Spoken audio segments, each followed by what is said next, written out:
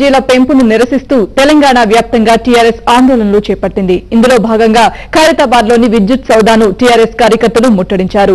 కార్యాలయంలోకి చొచ్చుకుపోయేందుకు యత్నించారు. దీంతో పోలీసులకు కార్యకర్తలకు మధ్య తోపులాట జరిగింది. చివరకు టీఆర్ఎస్ నేతలు ఈటెల రాజేందర్, పోచారం శ్రీనివాసరెడ్డి, మాయని నరసింహారెడ్డితో పాటు పలువురిని అరెస్ట్ చేశారు. ఈ సమయంలో ట్రాఫిక్ భారీగా స్తంభించిపోయింది.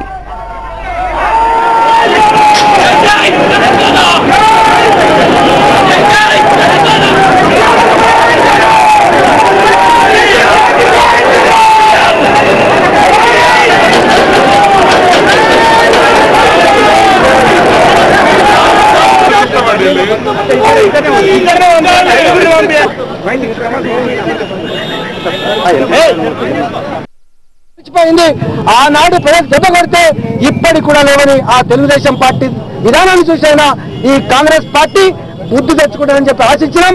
మరోసారి అదే బాటలో తెలుగుదేశం బాటలో ఇవాళ కాంగ్రెస్ పార్టీ ప్రయాణం చేస్తా ఉంది. వాళ్ళకి ఏ గతి పట్టిందో ఇలా కాంగ్రెస్ పార్టీ కూడా గతే గతి పడుతుందని చెప్పి హెచ్చరిస్తా ఉన్నాం.